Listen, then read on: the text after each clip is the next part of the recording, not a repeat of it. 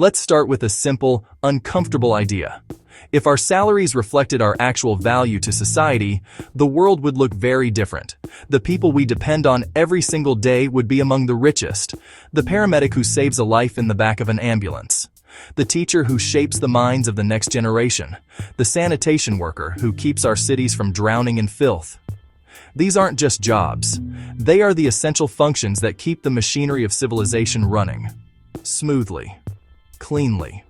Safely. Without them, everything would grind to a halt in a matter of days. But they aren't the richest. Not even close.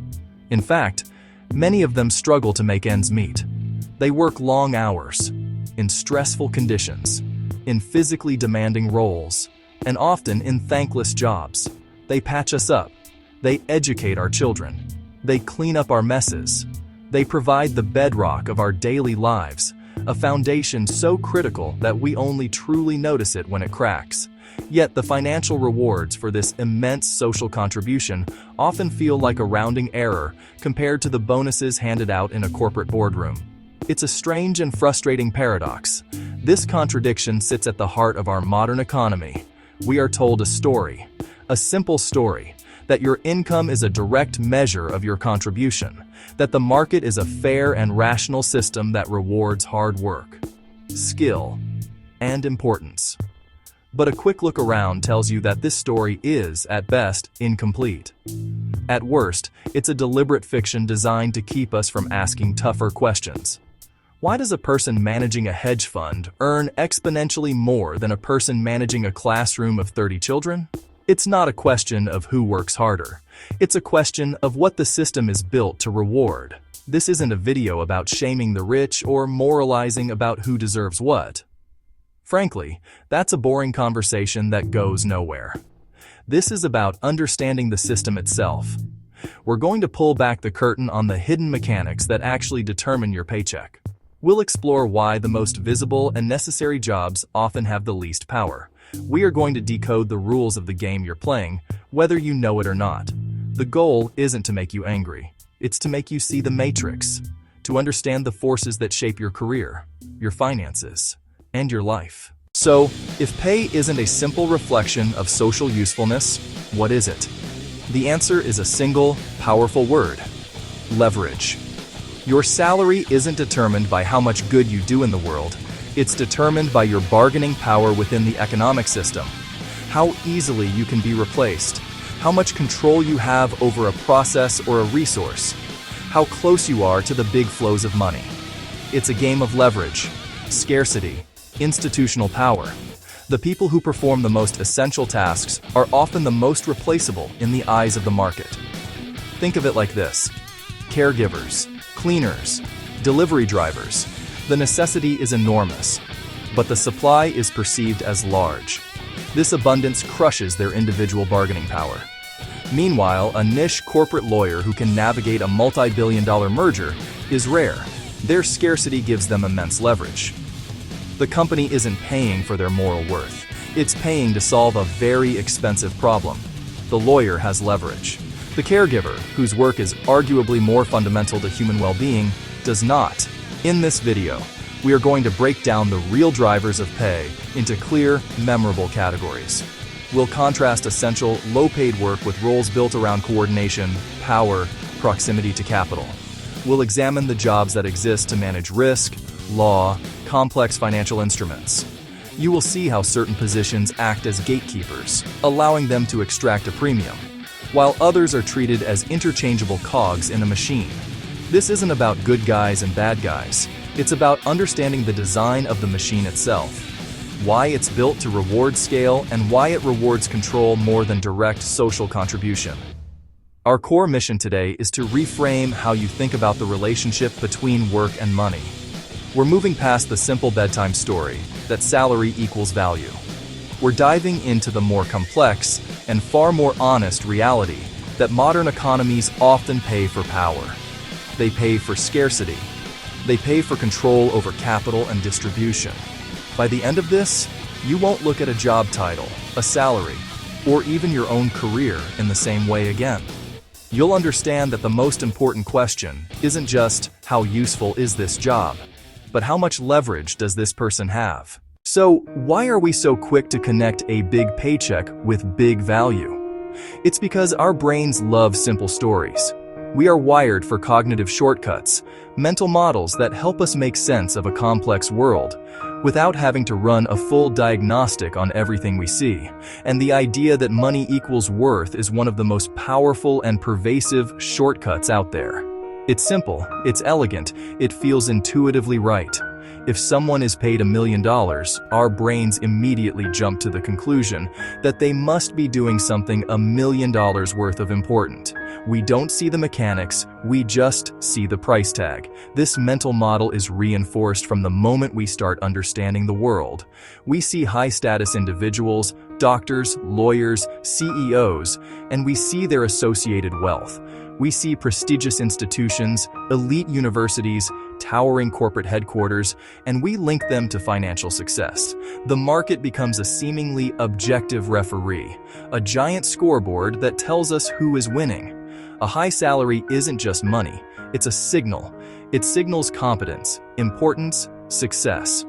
It allows us to quickly sort people into hierarchies of perceived contribution without doing any of the messy work of actually evaluating that contribution. Think about it in your own life. When you hear someone is a consultant for a major firm, you probably have a vague but positive image. You assume they are smart, well compensated, and working on important problems. But what if you were told they spend their days creating PowerPoint slides to justify a decision that was already made? The initial assumption, however, was based purely on the signal of their job title and its likely pay grade. This is the shortcut in action. We use salary as a proxy for utility because it's easy. It saves us the cognitive effort of asking the harder question: useful to whom and for what purpose? This isn't to say we're foolish for thinking this way. The logic seems almost natural. In a simple transaction, price does reflect value. If you pay more for a high-quality tool, you expect it to perform better. We then extrapolate this simple consumer logic to the entire labor market, which is infinitely more complex. We treat a person's salary like the price tag on a product, assuming it's an accurate reflection of their underlying quality and function. But a labor market isn't a simple store. It's a complex ecosystem of power dynamics, historical accidents, institutional biases. The price tag is often lying. This assumption doesn't just exist in a vacuum. It is actively sold to us through powerful cultural narratives.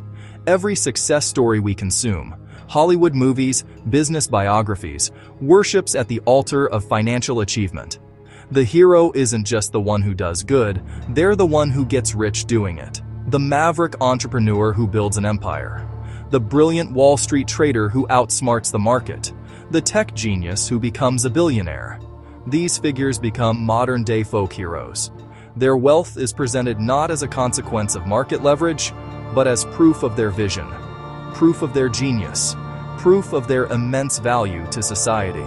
These stories provide a moral justification for economic inequality. They frame vast wealth not as a systemic outcome, but as a deserved reward for individual merit. The subtext is clear. If they are that rich, they must have created that much value. And if you are not that rich, well, maybe you just haven't. This narrative is incredibly effective because it aligns with deep-seated beliefs about fairness and personal responsibility. It turns a systemic question about how we organize our economy into a personal question about your own ambition and worth. It's a brilliant way to keep us focused on climbing the ladder, not questioning its design. Conversely, jobs that are socially useful but poorly paid are often romanticized in a different way.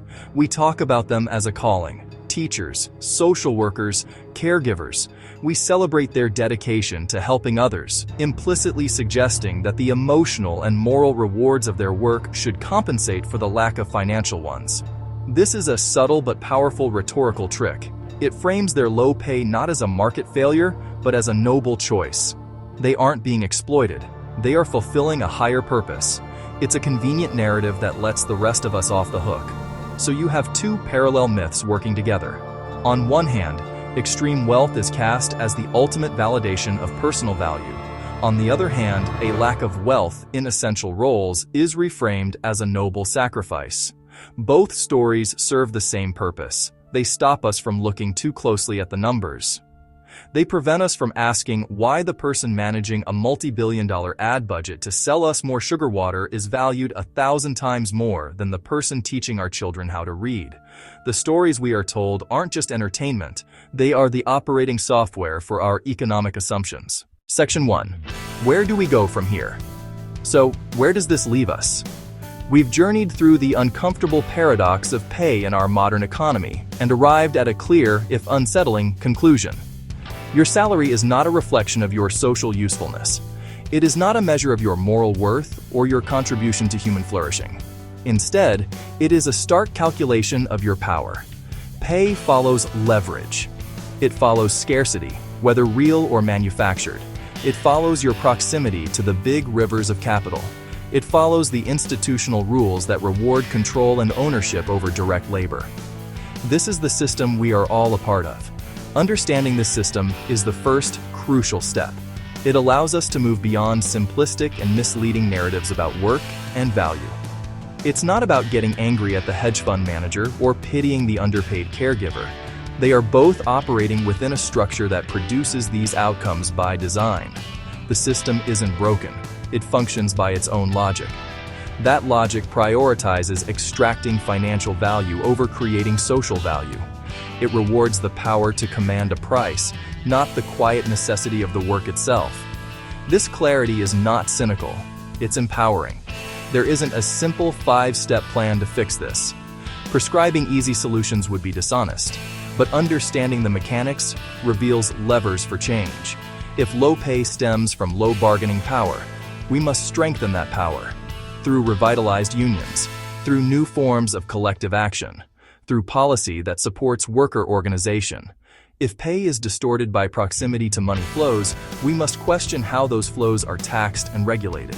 If prestige signals warp our perception of value, we must celebrate and reward essential foundations, not just the elite. Ultimately, rethink your assumptions. Next time you see a salary figure, don't just ask, how much value are they creating? Ask instead, how much leverage do they have? How scarce are their skills made to be? How close are they to the money? Who wrote the rules of their game? By changing our questions, we change how we see the world. Seeing the system clearly is the first step toward honest conversation about building a fairer system. The story of work and value is not finished. It's a story we are all still writing.